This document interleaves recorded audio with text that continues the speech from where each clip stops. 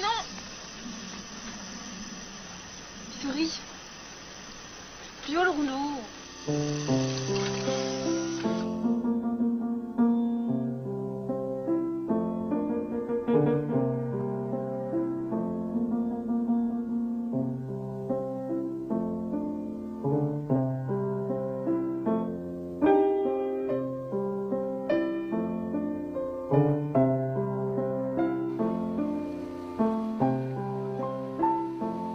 L'agence d'autoconstruction communautaire, la Community Self-Building Agency, a pour objet principal la constitution de petites communautés humaines, préalablement et conjointement mobilisées en vue de la réalisation de programmes d'habitat coopératif. À Londres et sur toute la Grande-Bretagne, son action s'oriente quasi exclusivement vers des publics en grande difficulté sociale.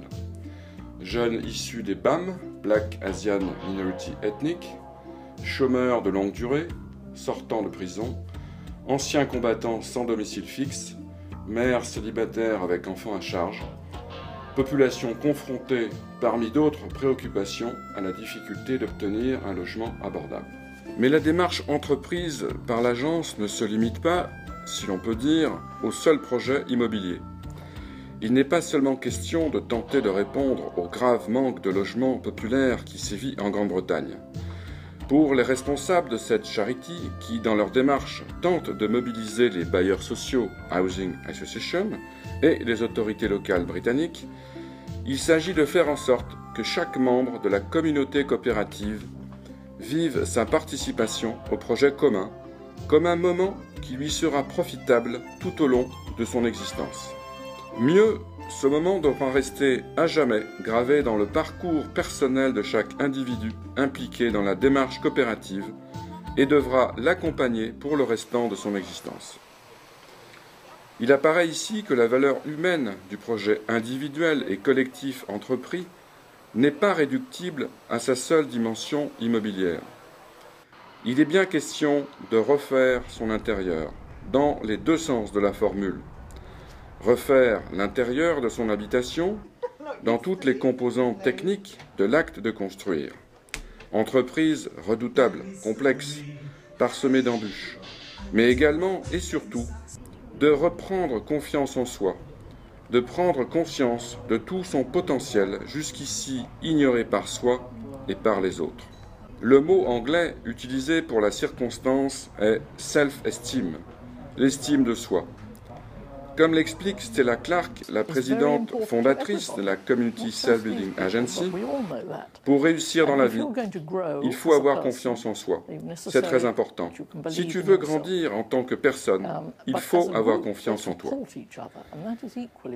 Face aux tensions souterraines qui travaillent en profondeur la société acquisitive britannique, dont les émeutes urbaines du mois d'août 2011 sont une résurgence, les cités coopératives de la CSBA apparaissent comme un mode alternatif de fabrique de citoyens. Des exclus quittent leur statut de personnes à charge ou au mieux de clients non solvables, vivant d'allocations par ailleurs en baisse constante, pour devenir les acteurs d'un groupe auto-organisé qui mobilise leurs compétences afin d'accéder à un logement et à une existence digne. Put them back on tracks, remets-les sur les rails, explique pour sa part John Gillespie, le manager général de l'agence. Et c'est ce à quoi lui et son organisation s'appliquent à faire au quotidien.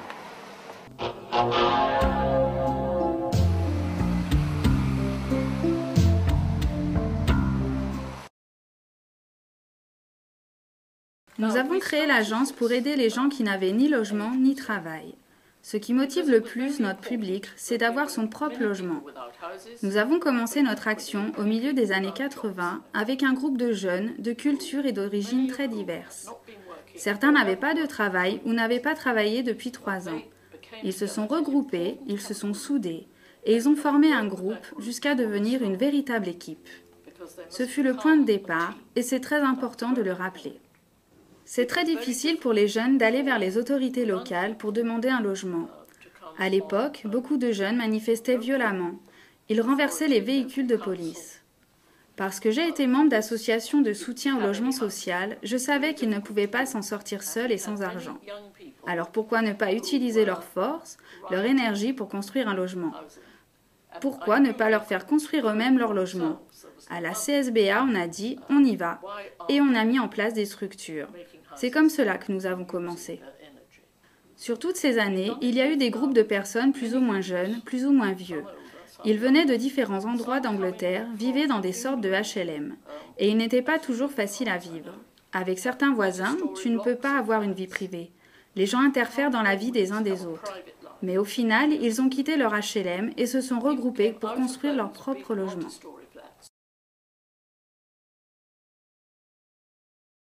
Une fois en équipe, on commence par travailler ensemble en comprenant ce que l'on essaie d'accomplir. Il s'agit de travailler ensemble pour bâtir. Cela prend du temps, mais le temps est une thérapie. En connaissant les autres, tu commences à te connaître toi-même et à résoudre tes propres difficultés, tes propres problèmes. Chaque fois, il y a des conflits sur le chantier. Mais au final, ce qui est le plus important, c'est de finir le chantier. Tu dois laisser toutes tes difficultés de côté et te concentrer sur ce que tu as à faire.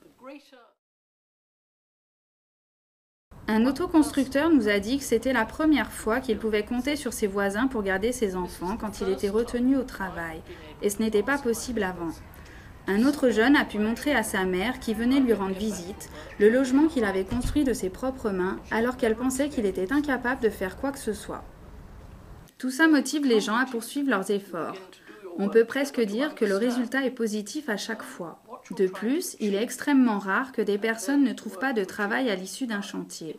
C'est leur volonté qui fait que les gens s'en sortent, et il n'y a aucune raison qu'ils n'y arrivent pas par la suite. C'est très dur de construire une maison. C'est un dur labeur, avec beaucoup de problèmes à surmonter. Les gens s'unissent pour résoudre les problèmes, et à la fin, ils deviennent de très bons amis. Il s'agit pour chacun de prendre conscience de son potentiel et après tu peux accomplir tout ce que tu veux. Si tu sens que tu fais partie de la communauté, c'est une force. Tu te sens plus en sécurité. En Angleterre, quand il s'agit d'aider les gens à devenir membres d'une communauté, on parle de politique avec un petit p. Il y a des autorités locales qui nous aident, d'autres moins ou même pas du tout. Le ministre actuel du logement est très impliqué. Il aime bien cette idée de coopérative d'habitants et il nous aide. C'est la cerise sur le gâteau. Pour la politique du logement en Grande-Bretagne, il y a deux choses. Il y a les autorités locales publiques qui ont la compétence sur le logement et dont les membres sont élus. Il y a les House Associations. Ces associations sont indépendantes des autorités publiques et elles gèrent toutes sortes de difficultés liées au logement, aux populations elles-mêmes, aux gens malades, aux vieux, aux minorités ethniques qui ont des besoins spécifiques. Ce qui change avec l'intervention de la CSBA, c'est que les autorités locales et les Housing Associations travaillent ensemble pour ces gens. John et moi, nous avons plus travaillé avec les Housing Associations, mais pas seulement. Du coup, beaucoup veulent travailler avec lui, car il a la cote. Il a beaucoup de travail, il est très occupé.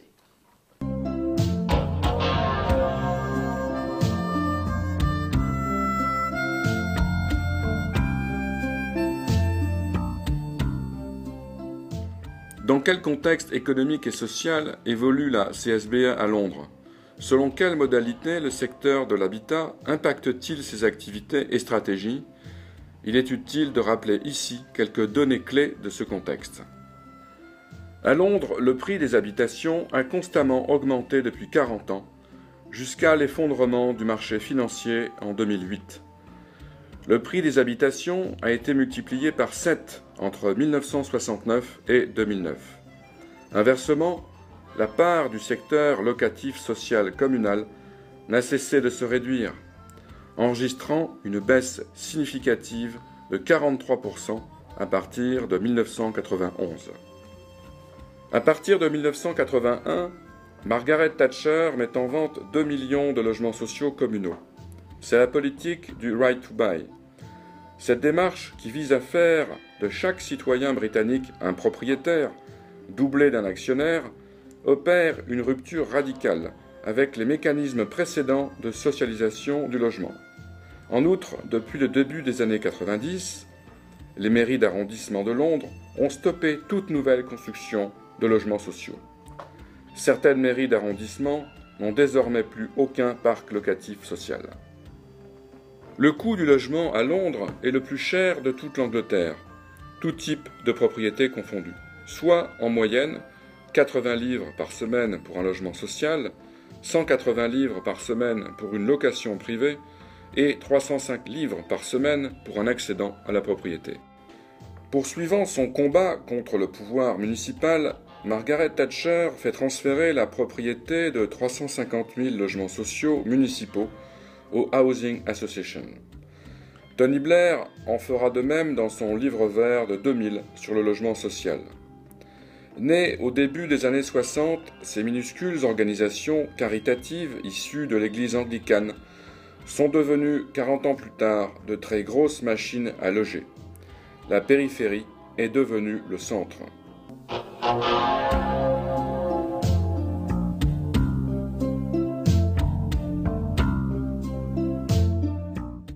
Charpentier de formation, fan de rugby et des crunchs France-Angleterre, surtout quand les Anglais gagnent les matchs, John a un peu fait tous les métiers dans la vie avant de s'impliquer fortement au sein de l'agence.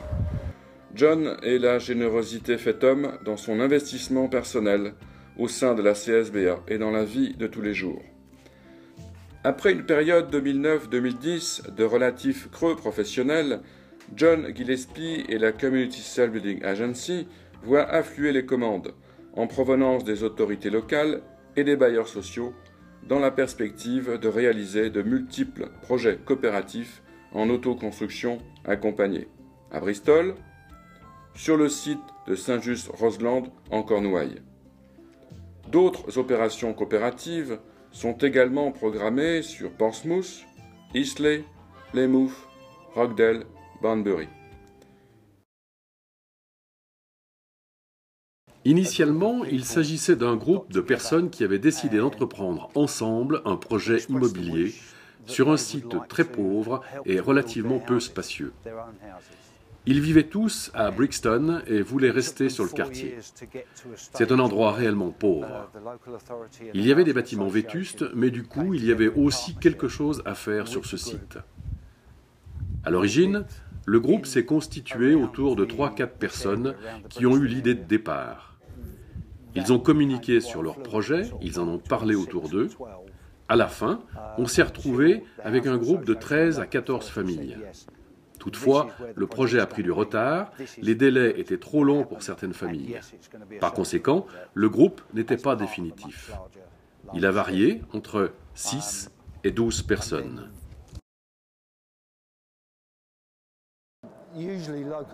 Les autorités locales étaient intéressées pour qu'intervienne un changement ici. Mais ils ne savaient pas précisément quoi. Ils ont accepté de construire des habitations ici et ils auraient pu dire non. D'une manière générale, l'agence doit convaincre les autorités locales et les housing associations du bien fondé de l'autoconstruction sociale accompagnée et donc multiplier les interventions. Les négociations entreprises peuvent s'inscrire sur une longue période pour finalement ne pas aboutir. Ces recherches demandent énormément de temps et d'efforts à l'association. Les projets élaborés par la CSBA sont conçus pour 8 à 12 logements, ce qui ne nécessite pas l'acquisition d'un foncier très conséquent. Le plus souvent, l'agence recherche donc des petits terrains qui n'intéresseraient pas un entrepreneur privé ni même un bailleur social. Si le foncier appartient déjà à un bailleur social, les démarches en sont grandement facilitées, car il n'est pas alors nécessaire d'entreprendre les formalités d'acquisition. Pour qu'il y ait des relations solides entre les autorités locales, le bailleur social et le groupe d'autoconstructeurs à l'initiative du projet, il a fallu 4 ans pour que les gens se comprennent vraiment, imaginent leur projet et finissent par s'entraider mutuellement. Le rôle de la CSBA a été de faire en sorte que les gens se rapprochent les uns des autres. Nous avons essayé de constituer un groupe, de les aider à entrer en relation avec les autorités locales et les associations de logement. Le rôle de la CSBA au sein du groupe a aussi été d'organiser qui fait quoi. qui sait faire quoi, afin de créer un groupe compétent et de construire des logements. S'il s'avère un manque de compétences dans tel ou tel domaine, alors nous proposons des formations techniques dans les différents corps de métiers, plombiers, maçons, électriciens. Le rôle de la CSBA a aussi été celui de négociateur.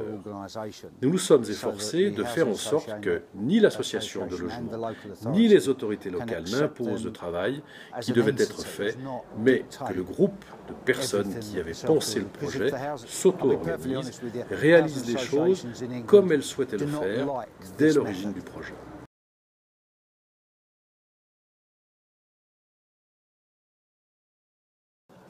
D'une manière générale, il faut savoir repérer correctement les compétences des individus et aussi leurs manques afin d'intervenir au préalable, ajuster, construire un programme de formation adapté.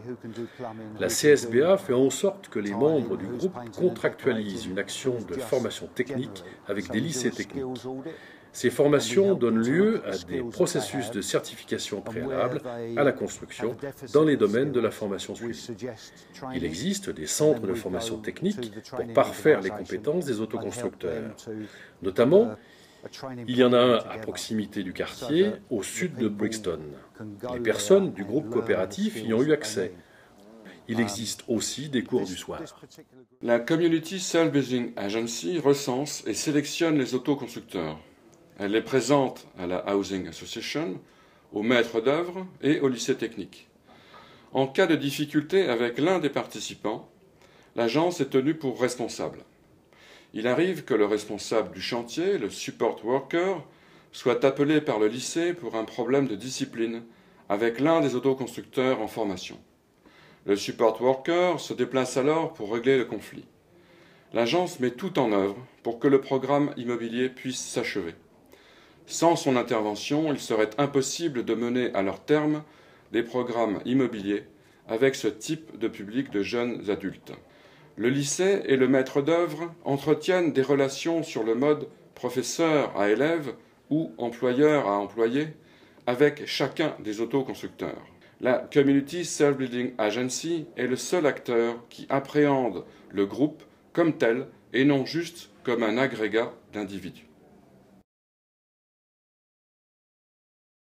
La plupart des membres du groupe coopératif sont soit des demandeurs d'emploi, soit des étrangers qui s'insèrent dans le groupe dans la perspective de soutenir un projet immobilier.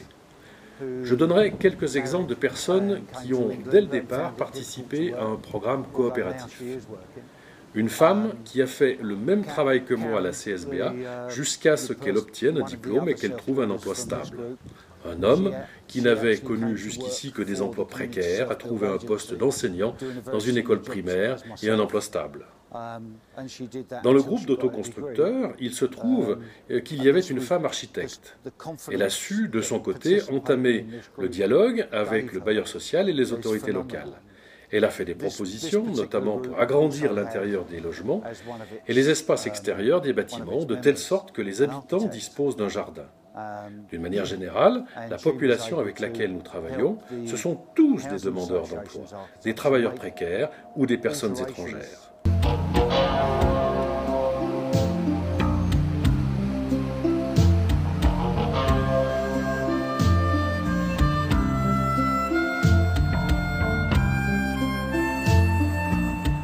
Les frais inhérents à un programme coopératif sont scindés en deux catégories. On distingue le capital funding et le revenue funding.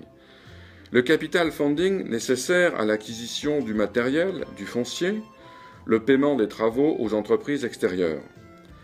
Son financement est assuré par le bailleur social sur ses fonds propres et sur la base d'aides publiques complémentaires. Le revenue funding.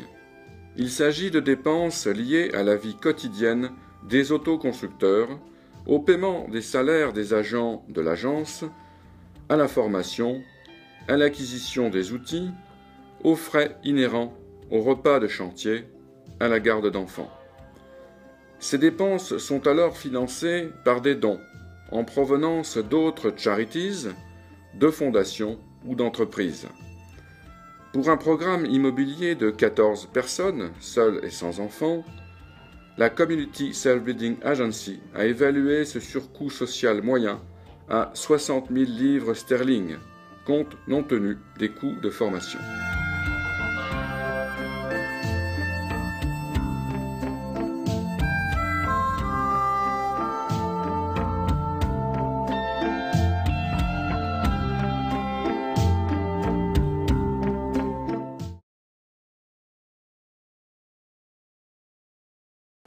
Je suis très contente d'être là. Avant d'intégrer ce logement, j'étais sans logement, j'étais SDF avec toute ma famille.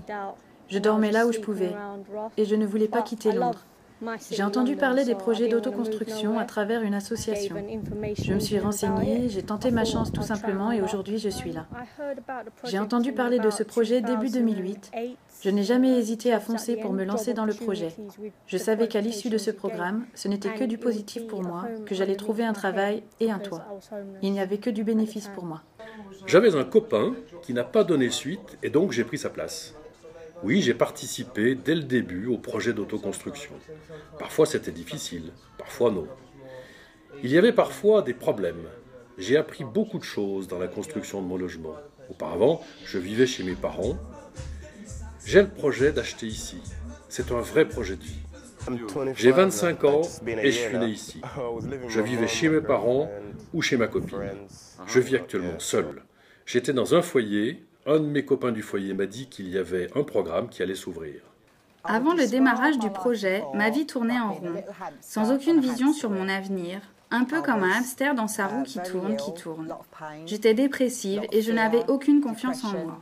Je ne voyais aucune issue à ma situation. Les personnes qui vivent ici sont des personnes qui ont des besoins sociaux. Moi-même, j'étais malade et je ne pouvais travailler du fait de mon handicap. D'autres personnes avaient des addictions à la drogue, d'autres recevaient des aides de l'État ou étaient même sans logement. Finalement, le critère principal pour faire partie de ce projet, c'était de n'avoir aucun revenu.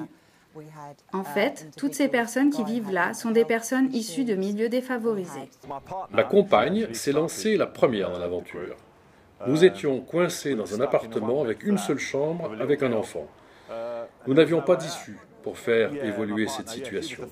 Mon vœu, c'était donc de sortir de la précarité.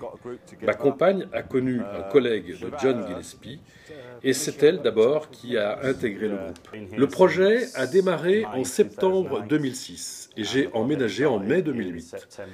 J'ai eu des problèmes avec mes parents, et je suis parti de chez moi.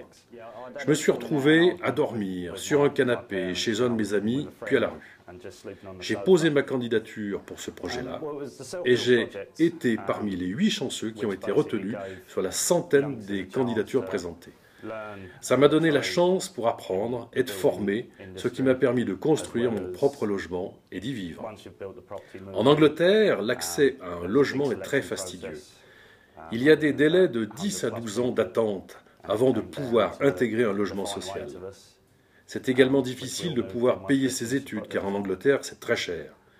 Au-delà de ça, après les études, il faut pouvoir trouver un travail, ce qui est encore plus difficile.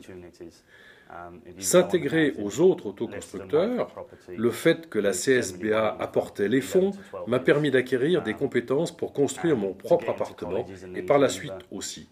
Cela m'a permis d'aller beaucoup plus vite que dans une organisation classique. J'ai eu 23 ans la semaine dernière. L'âge minimum pour ce programme est de 18 ans et l'âge maximum est de 26 ans. En réalité, une fois à la rue, après sa dispute avec ses parents, Williams dormait dans un conteneur lorsque la benne à ordures l'a renversé dans le camion benne. Depuis que le programme d'autoconstruction accompagné a été achevé, Williams a renoué le contact avec ses parents, chez qui il se rend chaque week-end, avec sa compagne et sa petite fille.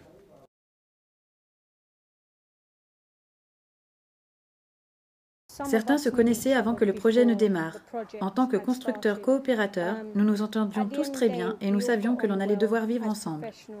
En ce qui concerne l'entente avec le voisinage, il y a des hauts et des bas, mais ça ne va jamais très loin et il n'est nullement nécessaire d'avoir recours à la police ou quoi que ce soit. Certains s'expriment, d'autres moins, mais à la fin de la journée, ils ferment leurs portes et sont tranquillement chez eux. Ils essaient de communiquer, de partager, tant qu'ils peuvent, et tout se passe bien. Nous essayons de vivre dans une joyeuse communauté et nous n'avons pas besoin de la police. Quand le projet de construction a été connu, le voisinage a signé une pétition pour s'opposer à la réalisation du projet. À l'origine, le voisinage était franchement hostile au projet et on nous a dit qu'on était des indésirables ici. Alors nous avons fourni des explications sur la provenance des gens, leur projet de vie, quels étaient leurs objectifs pour vivre ici. En fait, il y a eu un gros travail de communication qui a pu aboutir à des échanges, dans les deux sens d'ailleurs. Le projet s'est quand même fait et maintenant tout se passe bien avec le voisinage et au sein de la communauté. En fait, nous avons grandi ensemble et nous sommes solidaires entre nous. En général, il n'y a pas de soucis. Il y a pas mal de fêtes ici, des barbecues, et on se retrouve très souvent entre nous. Pour moi, il s'agit de véhiculer le calme, la confiance avec les personnes qui nous entourent. Je pense que c'est comme ça que cette entente sur le site a pu se concrétiser. C'est une dimension psychologique. Le fait que nous soyons relax et calmes a fait que le voisinage a fini par nous voir comme des personnes calmes. C'est vrai que c'est une dimension difficilement quantifiable. Aujourd'hui, on se sent vraiment intégré au quartier et on s'invite réciproquement aux fêtes et aux mariages. Les enfants du voisinage jouent avec les enfants de la communauté et il y a beaucoup d'échanges entre les deux groupes de voisins. Il y a réellement une communauté. Certains se connaissent, d'autres pas. Ils ont tous grandi dans le même coin. Nous avons fait beaucoup de sorties ensemble, du bowling, des dîners. Et avant que le projet ne démarre, nous sommes partis en voyage, tous ensemble, pour la construction de l'équipe à Cumbria. Nous avons eu un jeune en difficulté qui faisait venir ses anciens collègues drogués et il a eu des soucis par rapport à cela.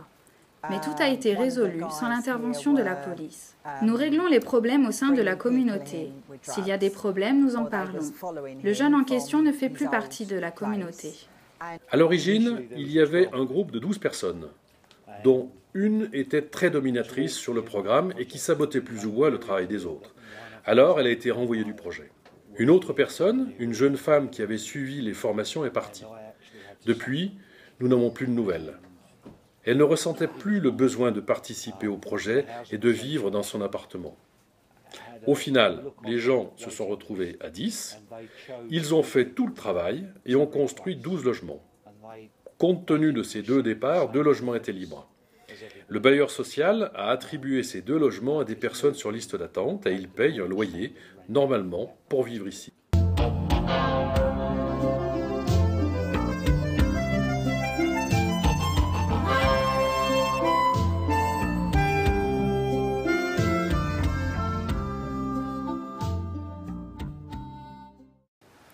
Les travaux sont complètement terminés, mais je rénove mon intérieur.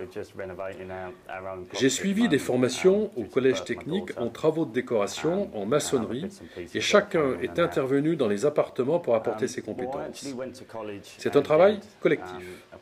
Chacun a apporté ses connaissances personnelles. On a travaillé dans chaque maison. On nous enseignait sur les chantiers et au lycée. Je pense que la CSBA joue un rôle important. Nous avons été soutenus, on nous a fourni le matériel nécessaire. Personnellement, ce programme coopératif m'a beaucoup aidé. John nous a beaucoup encouragés. La CSBA nous a apporté les fonds, les outils, les équipements, les vêtements.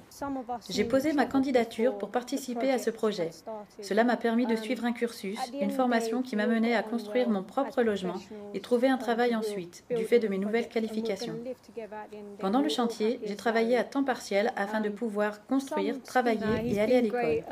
Quand j'aurai obtenu mon diplôme, je passerai alors sur un travail à temps complet. John, il ne sert à rien. Non, sérieusement, sans John, ce programme n'aurait jamais abouti. L'aide qu'il nous apporte est fantastique. Il a aidé beaucoup de gens ici.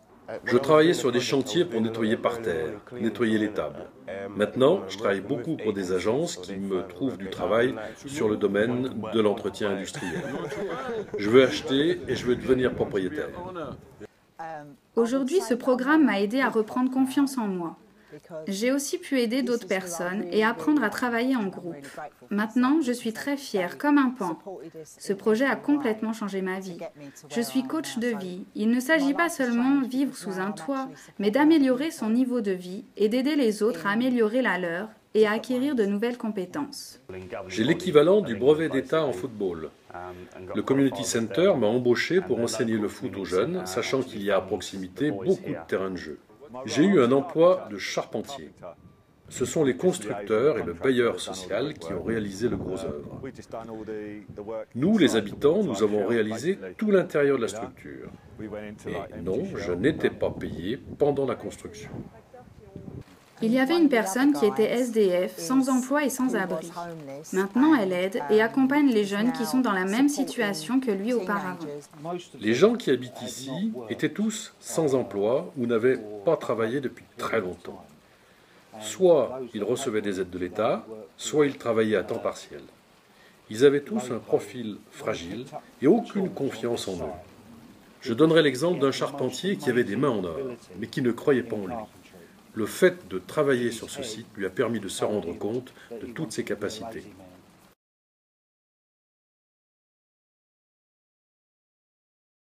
Je n'ai pas l'intention de rester dans cet appartement car c'est devenu trop petit. J'ai eu une petite fille. Nous n'avons qu'une chambre et quand elle va grandir, nous allons devoir chercher quelque chose de plus grand. Sur 84 livres par semaine de loyer, je paye 5 livres. Le reste est pris en compte par les aides au logement. Cela fait un loyer mensuel de 336 livres, dont 20 livres sont à ma charge. Je paye un loyer de 105 livres par semaine, soit 420 livres par mois, pour un appartement de 3 chambres. Sur ce programme, personne n'a eu à sortir d'argent, comme d'ailleurs sur les autres programmes. Les prêts et les subventions ont été obtenus auprès du gouvernement et par les bailleurs sociaux. Sur ce projet, la CSBA a réussi à aménager un budget et les autoconstructeurs n'ont pas eu à débourser de l'argent. Ils ont même réussi à avoir un budget plus important que nécessaire.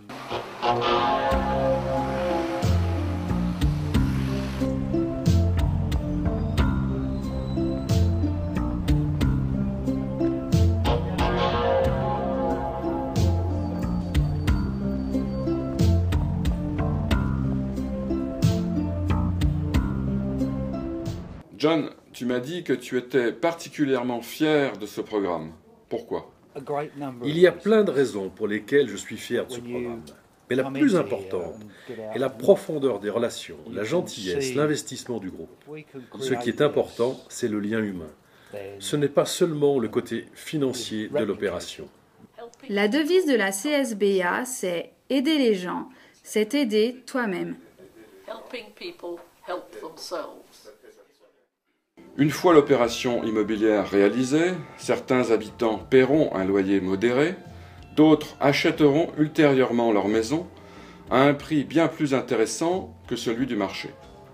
L'autoconstruction sociale, c'est à la fois une manière d'impliquer activement les habitants dans le renouvellement de l'offre de logements sociaux, d'élever entre eux le niveau de coopération et d'autogouvernement afin de faire société.